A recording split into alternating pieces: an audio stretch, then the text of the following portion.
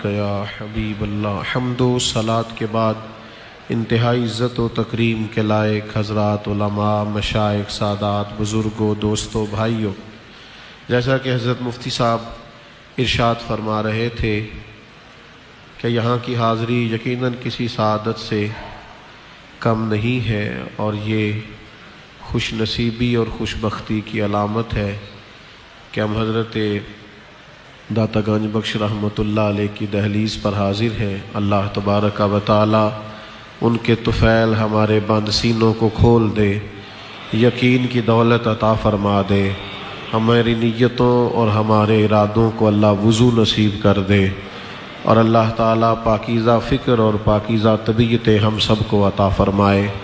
اللہ تعالیٰ نے قرآن مجید کے اندر اپنے بندوں کی یہ شان بیان کی ہے کہ وَعِبَادُ الرَّحْمَنِ الَّذِينَ يَمْشُونَ عَلَى الْأَرْضِ هَوْنًا، فرمایا رحمان کے بندے زمین پر آہستگی سے چلتے ہیں۔ ان کے لہجوں میں، ان کے انداز میں وزاداری ہوتی ہے، وہ بڑے پروقار ہوتے ہیں اللہ کے بندے، اور جگہ جگہ الجھتے نہیں پھرتے، چونکہ صحت عقیدہ نے، عقائد کی پختگی نے انہیں اس طرح کا یقین کامل دیا ہوا ہوتا ہے، اتنے وہ وزادار ہو چکے ہوتے ہیں کہ وہ جگہ جگہ الجھتے نہیں، بلکہ اگر کوئی جاہل ان سے الجھنا بھی چاہے، وَإِذَا خَاطَبَهُمُ الْجَاهِلُونَ قَالُوا سَلَامًا، تو وہ جاہلوں کو سلام کر کے گزر جاتے ہیں۔ یاد رکھیے گا کہ اللہ کے بندوں کا یہ طریقہ ہوتا ہے کہ ان میں بڑی وزاداری ہوتی ہے، بڑا ٹھہراؤ ہوتا ہے، بڑا حسن ہوتا ہے، کمال کی معرفت ہوتی ہے، ان کی اپنا ایک طرز حیات ہوتا ہے، کوئی انہیں اچھا کہے تب بھی، اور کوئی تنقید کی نظر سے دیکھے تب بھی، وہ وزادار ہی اتنے ہوتے ہیں کہ کہیں رکتے نہیں، کہیں ٹھہراؤ نہیں آتا، بلکہ داتا صاحب رحمۃ اللہ علیہ خود فرماتے ہیں کہ جو ان میں ملامتی گروہ ہے نا، وہ تو چاہتا ہے لوگ ہماری تعریف نہ کریں، ان کا تو دل کرتا ہے کہ ہم تھوڑا سا لوگوں سے بچ کے چلے، ہماری اپنی وزاداری قائم رہے۔ وہ تو چاہتے ہیں کہ اٹھ بلیا چلو تھے وسیے، جتھے وس دے سارے ینے، نہ کوئی ساڈی ذات پچھانے نہ کوئی سانو منے۔ ان کے وجود سے، لب و لہجے سے، اٹھنے سے کوئی چھچھورا پن ظاہر نہیں ہوتا، نہایت پروقار، نہایت وزادار، نہایت شاندار طرز زندگی، اور بلا کا حوصلہ ہوتا ہے اللہ کے بندوں میں۔ ان کا دل کتنا بڑا ہوتا ہے، سلطان صاحب کہتے ہیں دل دریا سمندروں ڈونگے، کون دلاں دیاں جانے۔ حضرت کتنے کو آپ کا دل گہرا ہے، لمبا چوڑا ہے، تو فرمانے لگے 14 طبق کی دلے دے اندر اسا تمبو وانگو تانے ہوں۔ اور پھر کسی نے پوچھ ہی لیا کہ شیخ آخر زندگی گزارنے کا کوئی تو طریقہ ہوگا، لوگ باتیں بھی کرتے ہیں، طنز بھی ہوتا ہے، حاسدین بھی ہوتے ہیں، افتراق کا بھی سامنا کرنا پڑتا ہے، الجھاؤ بھی زندگی میں آتا ہے، کوئی تو طریقہ ہوگا۔ تو حضرت سلطان صاحب فرمانے لگے طریقہ ہم نے سوچ لیا ہے نا، کیتی یہ جان حوالے رب دے، کیتی یہ جان حوالے رب دے، اساں ایسا عشق کمایا ہے، مرن تو پہلو مر گیا باہو تا مطلب نو پایا ہے۔ ہم توجہ ہی نہیں کرتے۔ داتا صاحب لکھتے ہیں نا کہ حضرت ذوالنون مصری رحمۃ اللہ علیہ دریا میں کشتی کے بیچ سفر کر رہے تھے، یہ وزاداری دیکھنا، یہ حوصلہ دیکھنا، یہ ذرا ٹھہراؤ دیکھنا طبیعت کا، تو قریب سے ایک نوجوانوں کا گروہ کشتی میں گزرا تو انہوں نے طنز کیا، تنقید کی، پھبتیاں کسی، اڑاتے ہیں نا لوگ مذاق، دیتے ہیں نا تانے، پر جے کر یار دے نام دا ملے مینا، انہوں چولی پا لئیے پنجے سٹیے نا۔ وہ میں اپنے شہر سے ایک دفعہ گجرانوالہ میں میلاد شریف کی محفل سے ہو کے گاڑی کی طرف جا رہا تھا، تو ایک نوجوانوں نے پیچھے سے آواز کیسی کہنے لگے وہ میلادیو، تو میں نے پلٹ کے اس کی طرف دیکھا، میں کہا ذرا ایک باری پھر آکھی، تو کہنے لگا نہیں وہ میرا مطلب تھا۔ میں نے کہا یار تو ڈر نہ، مجھے مزہ آیا تیری بات کا، ایک دفعہ دوبارہ کہنا ذرا، او جے کر یار دے نام دا ملے مینا، ਉਹਨੂੰ ਝੋਲੀ ਪਾ ਲਈਏ ਪੁੰਜੇ ਸੁੱਟੀਏ ਨਾ, ਜੇਕਰ ਯਾਰ ਦੇ ਨਾਮ ਦੀ ਮਿਲੇ ਸੂਲੀ, फिर झूठा झूठ लइए पिछा हटिए ना। जरा जरा सी बात पे गिले करना, जरा जरा सी बात पे शिकवे करना, जरा जरा सी बात पे उलझ जाना, ये दरवेशों का तरीका ही नहीं। फकर की चादर इतनी वसी होती है कि बड़ी चीजें उसके नीचे छुप जाया करती। हजरत जुन्नुन मिस्री रहमतुल्लाह अलैह के करीब से गुजरे नौजवान, फब्तियां कसी, मजाक उड़ाया। तो अकीदतमंदों को तकलीफ तो होती है ना, उनके दिलों पे चोट तो लगती है ना। तो सब इकट्ठे होके अर्ज गुजार हुए, हुजूर कभी इस तरह हमने इल्तजा नहीं की, पर आज तो हद हो गई। ये तमस्कुर हमारे शेख का, मेहरबानी फरमाए आज करें दुआ, ये इसी दरिया में गर्क हो जाए। तो शेख ने यूं हाथ उठाए, कहा कर दूं दुआ? हुजूर कर दे। फरमाया मैं कर दूं दुआ? हुजूर कर दे। तो अल्लाह के हुजूर अर्ज करने लगे, ऐ अल्लाह, जिस तरह ये जवान आज हंस रहे हैं ना, इन्हें कयामत में भी इसी तरह मुस्कुराता ही रखना, इन्हें मुस्कुराता रखना। हम तो दुश्मन को भी पाकीज़ा सजा देते हैं। हंसते रखना, मुस्कुराते रखना। इतनी जल्दी उलझ जाना, इतनी जल्दी बेचैन हो जाना, दो चीजें सह ही ना सकना, कलेजा इतना हमारा कमजोर होना कि बस किसी मुखालिफ ने एक बात कर दी तो सारा वक्त उसी को जवाब देने में लगा दे। हमें तो बड़े काम है और भी कम है जमाने में मोहब्बत के सिवा। तो अपनी जिंदगी में तरजीहात का तयन करना अल्लाह वालों की शान है, वज़ादार ही बड़े होते। शेख ने हाथ उठा के कहा, या अल्लाह, जिस तरह यहां मुस्कुरा रहे हैं ना, वहां भी मुस्कुराते रहे। कश्ती किनारे लगी, शेख उतरे तो वो जवान भी उतरे। फिर उनका अंदाज ये था कि गर्दनें झुकी हुई, आहिस्ता आहिस्ता कदम उठाते हुए हजरत के कदमों में बैठ के कहने लगे, माफ नहीं कर देते? तो माफ करना तो अल्लाह वालों की शान है, देर लगाई कोई नहीं, फरमाया जाओ मैंने माफ किया।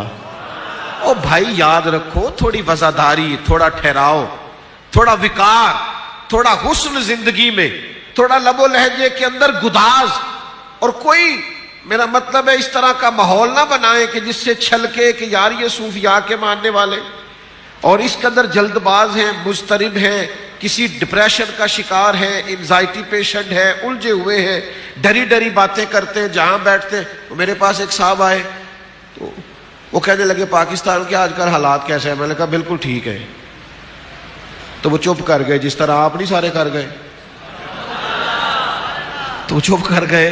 मैंने उनसे कहा, अल्लाह के बंदे, हालात ऊपर नीचे होते ही रहते हैं। कामयाब कायदीन वो होते हैं जो कौम को मायूस नहीं होने देते। उनकी वज़ादारी ऐसी होती है, इनकलाब ऐसा होता है, लबो लहजा ऐसा होता है, अंदाज। अल्लाह के प्यारे हबीब अलैहिस्सलाम एक दूर का सफर करके वापस तशरीफ लाए। आसारे सफर थे वजूद अतहर पर, सैयदा तैयबा ताहिरा हजरत सैयदा पाक रदी अल्लाह ताला अन्हा ने अपने वालिद गिरामी के वजूद नूर पर बज़ाहिर थकावट के आसार देखे तो रो पड़ी। अर्ज की, आप दीन के लिए कितनी तकलीफ उठाते हैं। एक सोच, मोहब्बत वो थी जो सैयदा पाक ने पेश की, और जवाब में मेरे करीम ने पता क्या फरमाया? हुजूर ने फरमाया, फातिमा, आपके वालिद को अल्लाह ने बड़े मकासद के लिए मबूस फरमाया। फरमाया, ना कोई घर छोटा बचेगा, ना बड़ा बचेगा, ना कोई झोंपड़ी बचेगी जहां अल्लाह दीन के पैगाम को पहुंचा नहीं देगा। हमने बड़े बड़े काम करने हैं, ये थकावटें, ये थोड़े बहुत मसाइल, ये आने जाने की चीजें, ये होती रहती, लेकिन अल्लाह वालों की वज़ादारी, उनके मिजाज का हुस्न, उनका कमाल हर वक्त कायम रहता है। उसकी एक वजह होती है, उसकी एक बुनियादी वजह होती है। उसकी बुनियादी वजह ये होती है कि उनकी जेब में ना बहुत सारे ऑफिसर्स के कार्ड नहीं होते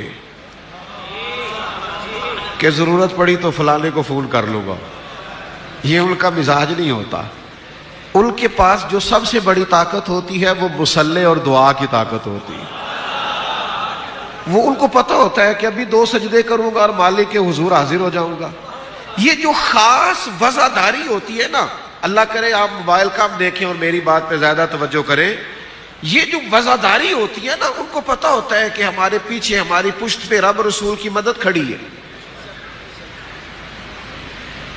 अल्लाह वालों का बहुत बड़ा दर्स है कि अपने आप को रब से जोड़ के रखना, अपनी इबादतों का ताल्लुक मजबूत रखना।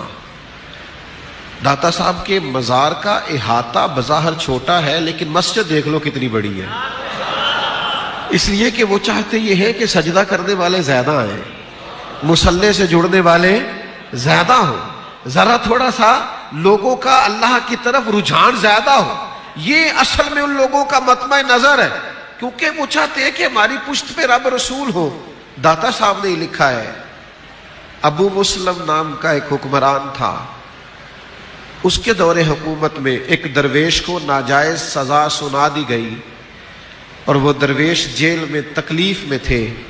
او میرے سنگیو، یہ انداز بھی ذرا دیکھنا. سیدی فیض عالم فرماتے ہیں اس ابو مسلم بادشاہ کو رات کو خواب میں مدینے والے محبوب کی زیارت ہوئی اور حضور نے فرمایا بے گناہ کو قید کر دیا ہے. بادشاہ نے نہ جوتے پہنے نہ سر پر کپڑا رکھا، دوڑا گیا، جا کے درویش کا دروازہ کھولا، کسی سپاہی سے نہیں کہا، خود دروازہ کھولا، معذرت بھی کی. اور وہ درویش جب خرامہ آہستہ آہستہ دروازے سے باہر جانے لگے تو تھا تو بادشاہ نا. کچھ لوگوں کا مزاج تو ہوتا ہے نا کہ بہت بڑا حکم ہوا تو بتائیے گا، تو ہوتی ہیں کچھ پھر باتیں وہ تقیہ کلام بھی بن جاتی. تو شیخ ابھی دروازے پر پہنچے تھے کہ پیچھے سے بولا، کہنے لگا حضور مہربانی فرمائیے گا، کبھی کوئی حکم ہو میرے لائق تو مجھے ضرور یاد کیجیے گا. تو شیخ وہی ٹھہر گئے، وہی وزاداری، وہی حسن، وہی کمال، لفظ انداز نرم اور دلائل گرم، وہی انداز تکلم. تھوڑا ٹھہر گئے، پھر پلٹ کے دیکھا، فرمانے لگے ابھی بھی تجھے حکم بتاؤں، ابھی بھی تجھے حکم بتاؤں. فرمایا میں تو جہاں جیل کی کالی کوٹھڑی میں تھا، وہ جو رات کو سوتے میں تجھے خواب میں ملے ہیں اور جن کا حکم پا کے پھر نہ تو جوتے پہن سکا اور نہ تو سر پہ کپڑا لے سکا، پھر سے ثبوت نہ منگو میتھوں، سے ثبوت نہ منگو میتھوں، سے ثبوت نہ منگو میتھوں. پلا نظر کرم کد ہوئی، اے میں جانا یا دلبر جانے، اے میں جانا یا دلبر جانے، غیر نہ جانے کوئی.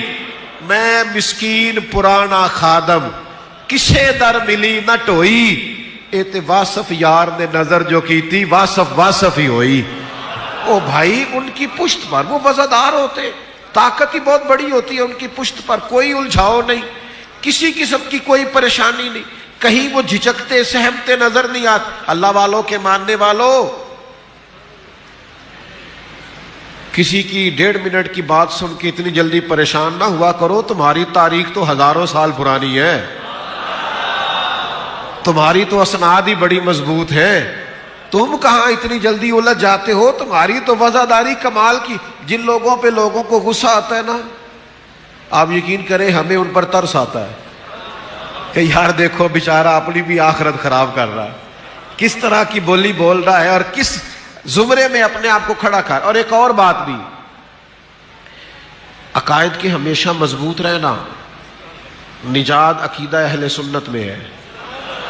لیکن یہ کہ اگر علم مضبوط نہ ہو، آپ کے پاس دلائل پورے نہ ہو، تو پھر خود بحث کرنے کی بجائے کسی عالم سے ملاقات کرائیں، پھر اس سے ملاقات کرائیں. اور جب آپ مضبوط ہو جائیں نظریاتی طور پر، پھر آپ کا یہ مزاج ہونا چاہیے کہ ہر جاہل سے الجھنا بھی نہیں. ہر شخص اس قابل نہیں ہوتا کہ اس سے بحث کی جائے، اور کچھ بھی نہیں ہوتا. مطلب پراپوگنڈے کا جواب پراپوگنڈے سے نہیں دیا جاتا، پراپوگنڈے کا جواب عمل سے دیا جاتا ہے. اگر کوئی کرتا ہے پراپوگنڈا تو کرتا رہے، کرے جس نے کرنا ہے، لیکن عمل ہوتا ہے. اللہ کے بندوں نے زندگی میں کبھی الجھاؤ پیدا نہیں کیا. وہ حضور علیہ السلام کی بارگاہ میں آ کے ایک صحابی نے عرض کیا تھا نا کہ یا رسول اللہ صلی اللہ علیہ وسلم، وہ کفار آپ کا سیدھا نام ہی نہیں لیتے، معاذ اللہ ثم معاذ اللہ، نقل کفر نہ باشد، وہ نام بگاڑ کے آپ کو برا بھلا کہتے ہیں. تو وہ بڑے پریشان ہو کے آئے تو محبوب مسکرا دیے. فرمایا وہ پتہ نہیں کس کو برا بھلا کہہ رہے ہیں، مجھے تو اللہ نے محمد بنا کے بھیجا ہے. وہ پتہ نہیں کس کی باتیں کر رہے ہیں. او بھائی اتنی جلدی الجھ جانا، ہر ایک سے گفتگو کرنا. کچھ لوگوں سے بحث کر رہے ہوتے ہیں تو کہنے کو دل کرتا ہے یار تیرا سٹیٹس نہیں اس سے بات کرنا، تیرا معیار نہیں، تو تو اپنا قد کاٹ دیکھ، تو اپنا مقام دیکھ،